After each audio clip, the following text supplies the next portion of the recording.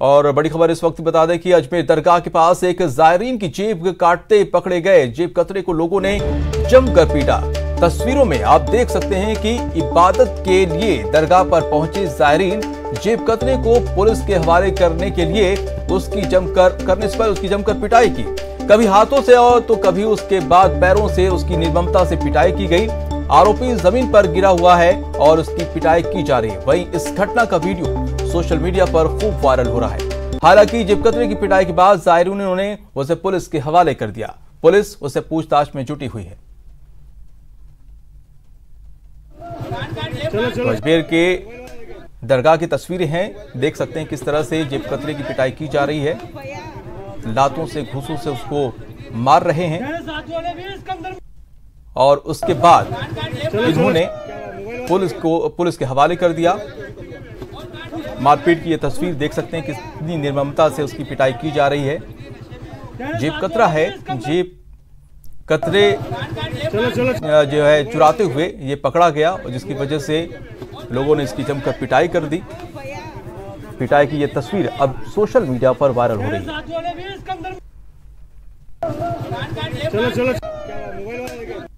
और ज्यादा जानकारी के साथ हमारे साथ दीपक दादी जुड़ चुके हैं। दीपक, क्या कुछ अपडेट है? जी माजिद, ये जो घटना हुई है ये दरगाह का जो बाजार है वहां पर हुई थी, जहां पर एक जायरीन दरगाह जियारत के लिए आया था। वही पीछे से एक जेब त्रास ने उसकी जेब में हाथ डाला, जिसे जायरीन ने खुद रंगे हाथों पकड़ लिया और वहीं पर उसकी धुनाई कर दी। बाद में जायरीन ने दरगाह थाना पुलिस को रिपोर्ट दी, जिस पर दरगाह थाना पुलिस ने जेब त्रास को पकड़कर उसे गिरफ्तार कर लिया है। मैं इसमें स्पष्ट कर दूं कि ये पहला मामला नहीं है। इससे पहले भी थोड़े दिन पहले एक महिला जो खाना बदोश थी उसने किसी जायरीन का मोबाइल छीना था, उसके साथ भी इस तरह की घटना हुई। लगातार दरगाह बाजार में इस तरह की घटनाएं हो रही है, लेकिन कहीं ना कहीं जो पुलिस की गश्त है उसको लेकर लोग परेशान रहते हैं कि जो जवान है वो मुस्तैदी से काम नहीं करते और उसकी वजह से ऐसे खाना बदोश और जेब तराजू के हौसले बुलंद रहते हैं। जी दीपक, बहुत शुक्रिया तमाम जानकारी के लिए। और अब बात करते हैं लेक सिटी उदयपुर की, जहां पर एक चेन स्नेचर को महिला के गले से चेन खींचना भारी पड़ गया। बता दें कि एक चेन स्नेचर ने सेलिब्रेशन मॉल के पास महिला के गले से चेन खींचने की कोशिश की। तभी मौके पर मौजूद दो युवकों ने चेन स्नेचर का पीछा किया और धर दबोचा, जिसके बाद उसकी जमकर पिटाई की। फिर बाद में सुखेर पुलिस के हवाले कर दिया। मैं दूध लेने जा रही थी, दो लड़के बाइक पे आए, पीछे वाला नीचे उतर के चाकू लगा के गले पे मुझे बोला कि सुखेर का रास्ता किधर है, और फिर उसने जोर से चेन खींची और भागने लगा वो। और बढ़ते अगली खबर पर, अजमेर पुलिस की कार्यप्रणाली पर एक बार फिर से सवाल खड़े हुए हैं। काम में पिछड़ती पुलिस अब अपना गुस्सा आम आदमियों पर उतारती हुई नजर आ रही है। ऐसा ही एक मामला शनिवार रात को सामने आया है, जहां पर सिविल लाइन थाना के पास एक शराबी कांस्टेबल ने एक पत्रकार के साथ अभद्रता करते हुए उसके साथ मारपीट की। जानकारी के मुताबिक पत्रकार नितिन मेहरा किसी काम से शास्त्री नगर में अपने दोस्त के घर पर बैठा हुआ था, जहां पर जितेंद्र सिंह शेखावत नाम का कांस्टेबल शराब की दुकान पर अपने 3-4 दोस्तों के साथ आया और पत्रकार नितिन मेहरा के साथ पहले गाली गलौज की और बाद में हाथापाई पर उतारू हो गया।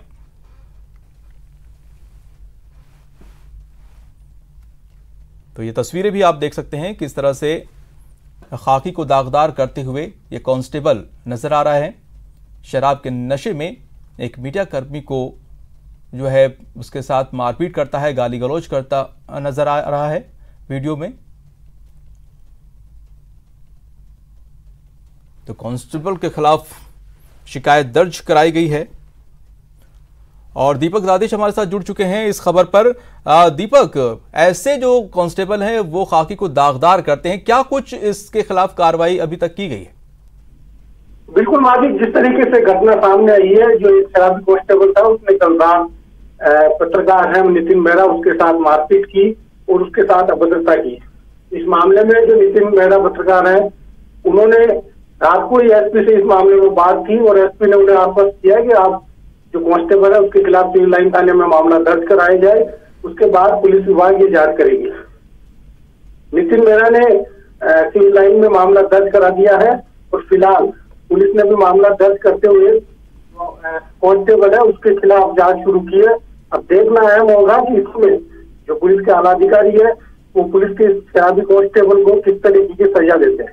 जी माजी जी, बहुत शुक्रिया तमाम जानकारी के लिए।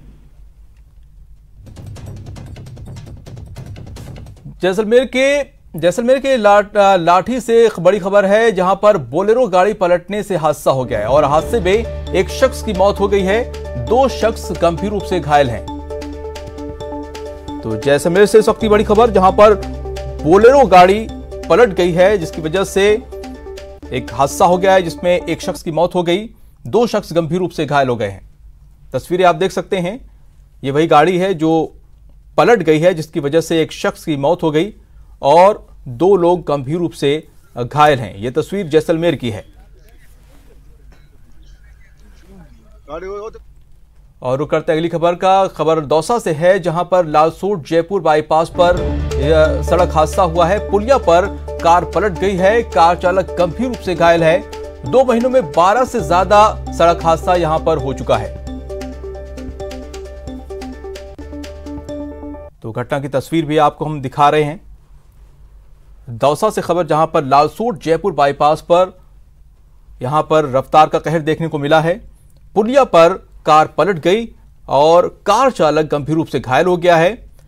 और जो सबसे खास बात यह है और हैरान करने वाली बात यह है कि 2 महीने में 12 से ज्यादा सड़क हादसे इस पुलिया पर हुआ है।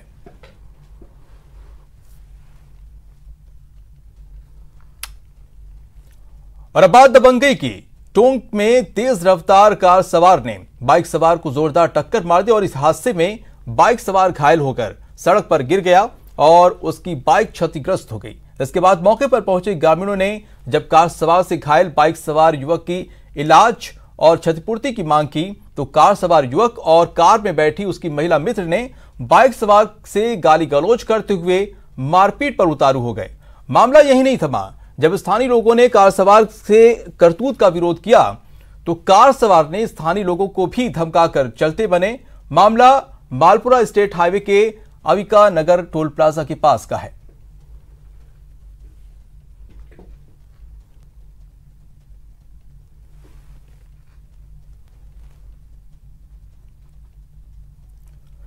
पाली से बड़ी खबर आ रही है, जहां पर दामाद ने बुआ सास पर पेट्रोल छिड़का है। जहां पेट्रोल डालकर आग लगा दी। आग से बुरी तरह से महिला झुलस गई है। झुलसी हुई महिला को अस्पताल में भर्ती कराया गया है और आरोपी दामाद को भी पुलिस ने हिरासत में ले लिया है। रायपुर थाना भीला गांव की यह घटना है। तो पाली से बड़ी खबर, जहां पर दामाद ने बुआ सास पर पेट्रोल छिड़क दिया है और महिला बुरी तरह से झुलस गई है, लेकिन आरोपी दामाद को हिरासत में ले लिया गया है। अजमेर के विजयनगर कस्बे में सास बहू के झगड़े में बहू के हाथों सास की हत्या का मामला सामने आया है। पुलिस मामला दर्ज कर मामले की जांच कर रही है।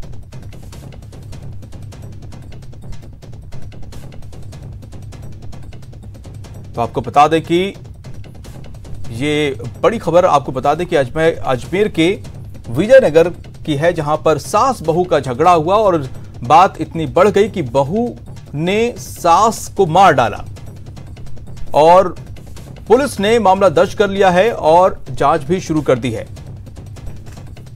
तो सास बहू के बीच झगड़े का अंजाम सास की हत्या तक पहुंच गया और अब पुलिस ने मामला दर्ज कर लिया है और जांच शुरू कर दी है।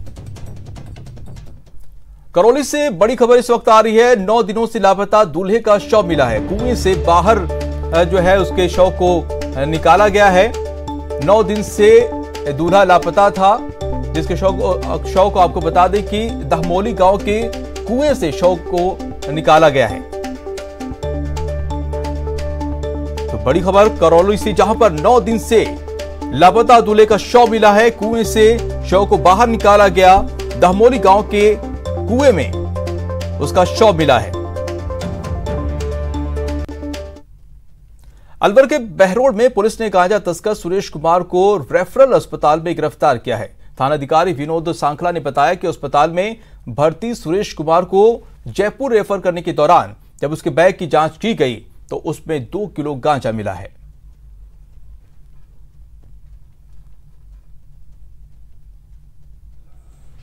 तो उसने सूचना दी कि इसके पास कोई मादक पदार्थ हो सकता है, जिस पर मन थाना अधिकारी और जाब्ते के साथ आए।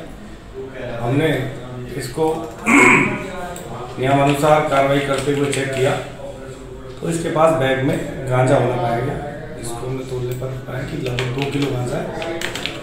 क्योंकि अभी ये मजरूब है, अभी इससे पूछताछ अभी की जाएगी गंभीरता से, और अभी इसको चूंकि इलाज किया जाना है इसलिए अभी इसकी पूछताछ नहीं की गई, अभी इसको इलाज। कोटा पुलिस ने मामूली सी बात पर सरिया और तलवार से हमला करने के आरोप में 6 लोगों को गिरफ्तार किया है। सभी आरोपी मोखापाड़ा और कैथुनी पोल गांव के रहने वाले हैं। बताया जा रहा है कि मोखापाड़ा निवासी मिथुन के साथ पानी की टंकी के नीचे अनु ने मारपीट और गाली गलौज की। जब उसके भाई उसे समझाने के लिए आए तो बदमाशों ने तलवार और सरियों से तीनों भाइयों पर हमला कर दिया, जिसके बाद घायलों को अस्पताल में भर्ती करवाया गया है। कैथुनी पोल पुलिस ने कार्रवाई करते हुए आधा दर्जन बदमाशों को गिरफ्तार कर लिया है और मामले की जांच शुरू कर दी है।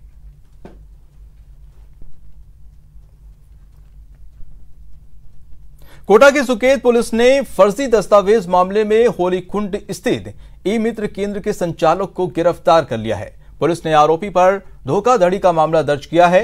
पुलिस ने 3 दिन पहले फर्जी दस्तावेज मामले में आजाद मंसूरी और सुनील कुमार को गिरफ्तार कर उनसे पूछताछ की थी। दोनों ने होलीकुंड के ई मित्र केंद्र से फर्जी दस्तावेज तैयार करवाए थे। उसके बाद पुलिस ने कार्रवाई कर आरोपी को गिरफ्तार कर लिया है।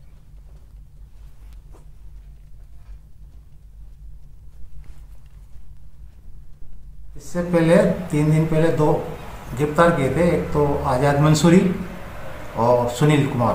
तो उसने बताया कि फर्जी दस्तावेज हमने कन्हैयालाल पांचाल के ई मित्र पे बनवाए थे, तो उसमें ये भी मुलजिम है, कन्हैयालाल पांचाल को गिरफ्तार किया गया है। कोटा से इस वक्त बड़ी खबर, अस्पताल की दवाइयों में लाखों का गबन हुआ है। दवाइयों की खरीद में 21 लाख रुपए का गबन हुआ है। मामले में एक आरोपी प्रशांत पाठक को गिरफ्तार किया गया है। निजी अस्पताल भारत विकास परिषद प्रबंधन ने एफआईआर दर्ज करवाई थी और दादा बाड़ी थाना पुलिस मामले की जांच में जुटी हुई है। तो कोटा में दवाइयों के गबन के आरोप में प्रशांत पाठक को गिरफ्तार किया गया है। दवाइयों की खरीद में 21 लाख रुपए का गबन किया गया था। आपको बता दें कि निजी अस्पताल भारत विकास परिषद प्रबंधन ने एफआईआर दर्ज कराया था, जिसके आधार पर कार्रवाई की गई और प्रशांत पाठक को गिरफ्तार किया गया।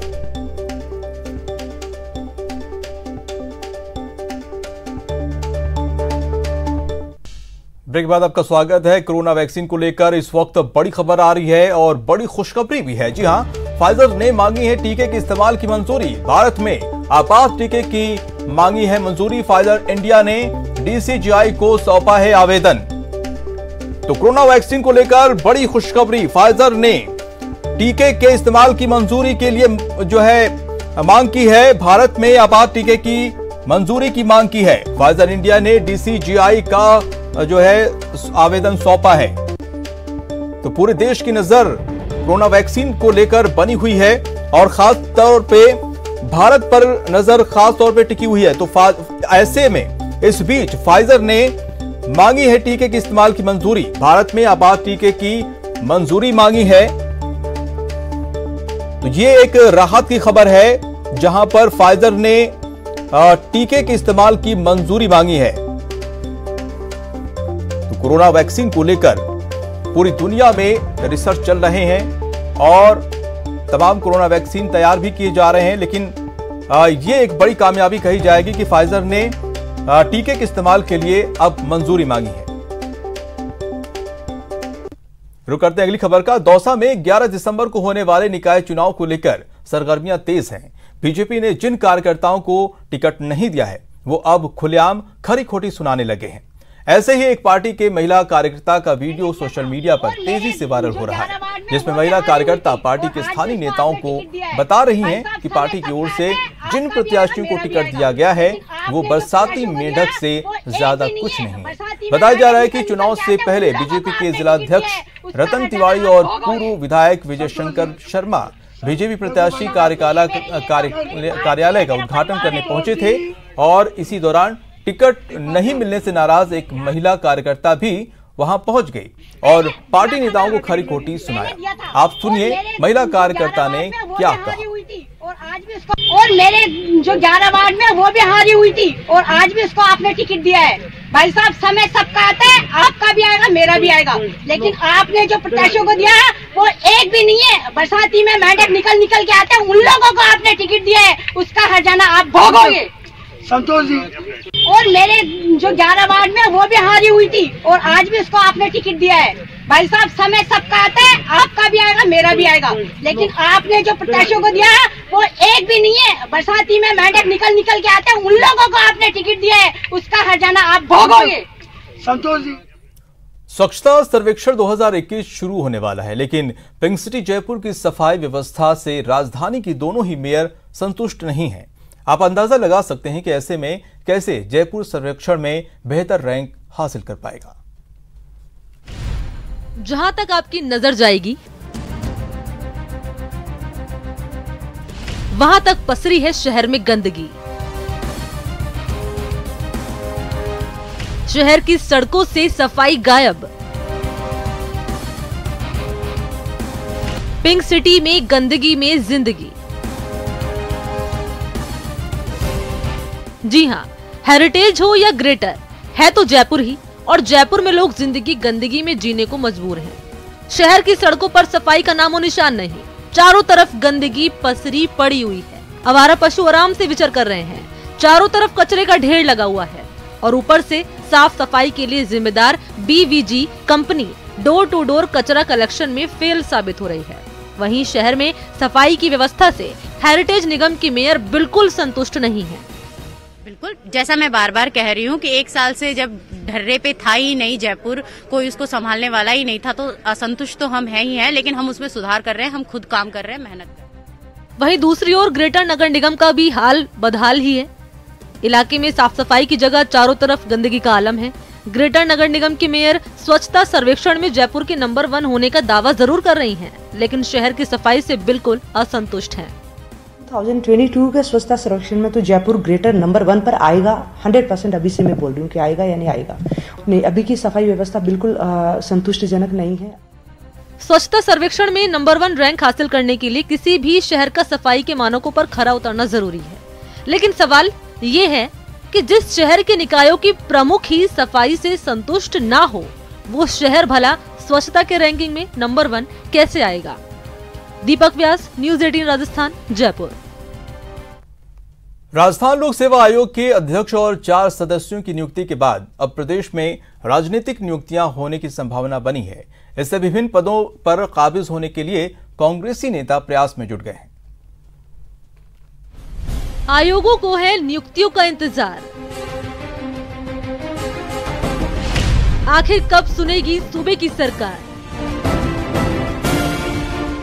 मरुधरा में बहन बेटियां महफूज नहीं हैं। आगे की कहानी आंकड़ों की जुबानी। राष्ट्रीय अपराध रिकॉर्ड ब्यूरो के मुताबिक बलात्कार के मामले में राजस्थान पहले नंबर पर है। साल 2019 में यहां पर 5,997 मामले दर्ज हुए, जिनमें से 1,313 मामलों में नाबालिग बच्चियों के साथ बलात्कार हुआ और 2 साल में महिलाओं के खिलाफ अपराधों में करीब 60% की बढ़ोतरी हुई। बच्चियों और महिलाओं के खिलाफ बढ़ती हिंसा चिंता का सबब बना हुआ है, लेकिन महिला आयोग में 2 साल से अध्यक्ष और सदस्यों के सभी पद खाली हैं। राजस्थान के अंदर भी आए दिन हम देखते हैं कभी बलात्कार की घटना और महिला हिंसा। तो महिला हिंसा के कई रूप हैं, जिसमें से बलात्कार भी एक है। घरेलू हिंसा बहुत बड़ी है।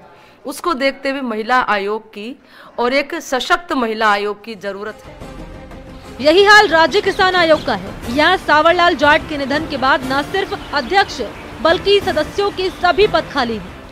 राजस्थान में तो आप देख रहे हैं कि भारतीय जनता पार्टी ने पूरे समय के लिए, कुछ समय के लिए सावरलाल जाट को बनाया था, वो खत्म होने के बाद नहीं बनाया और 2 साल कांग्रेस को हो गए। इसलिए कांग्रेस और भारतीय जनता पार्टी किसानों के किसी भी मुद्दे पे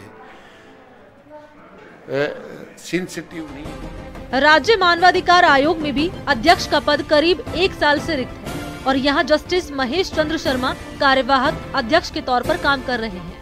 कहना गलत नहीं होगा कि इन महत्वपूर्ण आयोगों में पद खाली होने के चलते पीड़ितों को न्याय मिलने में देरी हो रही है। साथ ही पेंडेसी भी बढ़ती जा रही है। लेकिन अब जब आरपीएससी और सूचना आयोग में नियुक्तियां हो चुकी हैं, तो इन आयोगों में भी नियुक्तियों की उम्मीदें बंधी हैं। न्यूज 18 राजस्थान के लिए जयपुर से दिनेश शर्मा की रिपोर्ट। श्रीगंगानगर में सर्दियों के सीजन का आज पहला कोहरा देखने को मिल रहा है और कोहरे की वजह से जिले में विजिबिलिटी घटकर काफी कम रह गई है। श्रीगंगानगर जिला मुख्यालय पर हमारे श्रीगंगानगर के संवाददाता अशोक कुमार शर्मा ने जानकारी ली।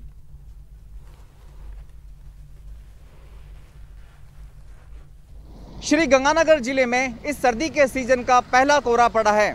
हालांकि ये कोहरा पहला है लेकिन काफी घना है। आप देख सकते हैं श्रीगंगानगर जिला मुख्यालय इस समय पूरी तरह से कोहरे की आगोश में है और कोहरे की आगोश में छाने की वजह से श्रीगंगानगर जिला मुख्यालय पर मौसम का नजारा बदल गया है। कोहरा छाने की वजह से विजिबिलिटी भी काफी कम हो गई है। विजिबिलिटी कम होने की वजह से अधिकांश वाहन चालकों ने अपनी फॉग लाइट्स ऑन की हुई हैं ताकि वाहन सुगमता से चलता रहे और किसी भी दुर्घटना से बचा जा सके। वहीं मौसम विभाग ने भी अगले 2-3 दिनों के अंदर तापमान में और ज्यादा गिरावट होने की संभावना जताई है। तो इस बीच न्यूज 18 अपने सभी दर्शकों से अपील करता है कि वे कोरोना गाइडलाइन की तो पालना करें, लेकिन साथ में सर्दी से भी बचाव का इंतजाम पुख्ता करके रखें ताकि वैश्विक महामारी कोरोना वायरस के संक्रमण को भी रोका जा सके और इन सर्दियों का लुत्फ लिया जा सके। अशोक शर्मा, न्यूज 18 श्रीगंगानगर। फिलहाल इस बुलेटिन में इतना ही। नमस्कार।